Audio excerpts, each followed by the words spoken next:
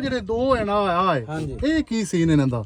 ਇਹ ਲੀਵਰ ਜਿਹੜੇ ਨਾ ਇਹ ਕਿਵੇਂ ਮੈਂ ਹੁਣ ਵਾਹੂਆਂ ਇਹਨੂੰ ਅੱਛਾ ਤੇ ਕਿਵੇਂ ਅੱਛਾ ਭਾਈ ਜੀ ਇਹ ਆਪਣੇ ਬਾਕੀ ਵੀ ਟਰੈਕਟਰਾਂ ਦੇ ਦੋ ਤਾਂ ਹੈ ਨਹੀਂ ਹਾਂਜੀ ਡਰਾਫਟ ਕੰਟਰੋਲ ਬਿਲਕੁਲ ਆ ਦੋ ਹੀ ਹਨ। ਇਹ ਜਿਹੜਾ ਹੈ ਨਾ 850 ਦੇ ਵਿੱਚ ਲਿਫਟੋਮੈਟਿਕ ਹਾਈਡ੍ਰੋਲਿਕ ਹੈ 850 ਦੇ ਵਿੱਚ ਲਿਫਟੋਮੈਟਿਕ ਹਾਈਡ੍ਰੋਲਿਕ ਹੈ। ਅੱਛਾ ਇਹ ਲਿਫਟੋਮੈਟਿਕ ਦਾ ਫਾਇਦਾ ਕੀ ਹੈ? ਠੀਕ ਹੈ ਇਹਦੇ ਤਿੰਨ ਆਪਸ਼ਨ ਨੇ ਦੋ ਲੀਵਰ ਹੋ ਗਿਆ ਤੇ ਇੱਕ ਹੈ ਬਟਨ ਹੋ ਗਿਆ ਅੱਛਾ ਜਿਹਨੂੰ ਲਾਕ ਬੋਲਦੇ ਆ। ਸਹੀ ਅੱਛਾ ਆਪਣੇ ਦਾ ਜਿਹੜਾ ਡਰਾਫਟ ਦੂਜੇ ਬਾਕੀ ਟਰੈਕਟਰਾਂ ਦਾ ਆਪਾਂ ਇਹਦੇ ਨਾਲ ਵਾਹਨੇ ਆ ਇਹ ਆਕਾਰ ਕਰਦਾ ਫਿਰ ਬਿਲਕੁਲ ਇਹ ਪੋਜੀਸ਼ਨ ਹੁੰਦਾ ਹੈ ਇਹਦਾ ਡਰਾਫਟ ਹੈ ਤੇ ਇਹ ਪੋਜੀਸ਼ਨ ਹੈ। ਅੱਛਾ ਠੀਕ ਹੈ ਜੀ।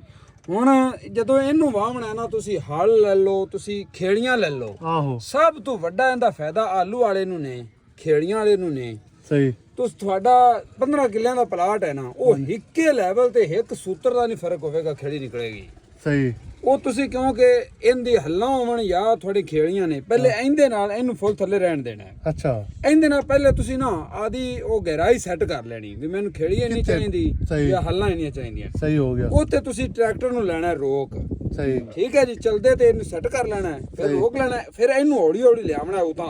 ਅੱਛਾ ਇੱਕ ਜਗ੍ਹਾ ਐਸੀ ਆਸੀ ਜਿੱਥੇ ਲੈਂਕਾਂ ਉਤਾਂ ਝਟਕਾ ਮਾਰ ਸਣ ਅੱਛਾ ਵੀ ਉਤਾਂ ਚਮਣ ਲਵਣਗੇ ਆਸਰਾ ਕਰ ਸਮੇਂ ਉਤਾਂ ਚੱਕਣੀਆਂ ਹੈ। ਅੱਛਾ ਉਹ ਤੋਂ ਆਪਾਂ ਇਹਨੂੰ ਸਿਰਫ 5 ਸੂਤਰ ਇਹਨੂੰ ਥੱਲੇ ਕਰ ਦੇਣਾ। ਅੱਛਾ ਠੀਕ ਹੈ ਜੀ। ਸਹੀ ਬਸ ਉਸ ਤੋਂ ਬਾਅਦ ਲੀਵਰਾਂ ਨੂੰ ਛੇੜਨਾ ਹੀ ਨਹੀਂ। ਤੁਹਾਡੀ ਉਹ ਗਹਿਰਾਈ ਹੋਗੀ ਸਿਲੈਕਟ। ਸਹੀ ਮੁੜ ਉਸ ਤੋਂ ਬਾਅਦ ਤੁਸੀਂ ਚੁੰਡ ਲੈਣੀ ਹੈ ਤੁਸੀਂ ਹੱਲਾਂ ਪਾਈਆਂ ਨੂੰ ਉਗਾਲਾ ਗੋਇਲਾ ਵਿੱਚ ਬਣ ਗਿਆ ਉਹ ਕੱਢਣਾ ਹੈ ਜਾਂ ਤੁਸੀਂ ਸਾਈਡ ਤੇ ਜਾ ਕੇ ਚੱਕਦੇ ਹੋ ਬੁਆ ਤੇ ਖੇੜੀ ਕੱਢਣੀ ਹੈ। ਫਿਰ ਤੁਸੀਂ ਇਹਨੂੰ ਨਹੀਂ ਛੇੜਨਾ ਫਿਰ ਇਹ ਲੌਕ ਨੂੰ ਇਹਨੇ ਚੱਕ ਲੈਣਾ। ਅੱਛਾ ਫੁੱਲ ਤੁਸੀਂ ਜੋ ਉਦੋਂ ਸੱਟਣਾ ਹੈ ਤੇ ਬਸ ਇਹਨੂੰ ਦਬਾਉਣਾ ਹੈ ਇਹਨੇ ਫੌਰੀ ਉੱਥੇ ਆਦੀ ਪੋਜੀਸ਼ਨ ਤੇ ਆ ਜਾਣਾ ਉਸੇ ਜਗ੍ਹਾ ਤੇ। ਅੱਛਾ ਤੁਸੀਂ ਇਹਨੂੰ 15 ਦਿਨ ਵਾਈ ਰੱਖੋ ਇਹ ਉਸੇ ਲੈਵਲ ਤੇ ਹੀ ਰਵੇ।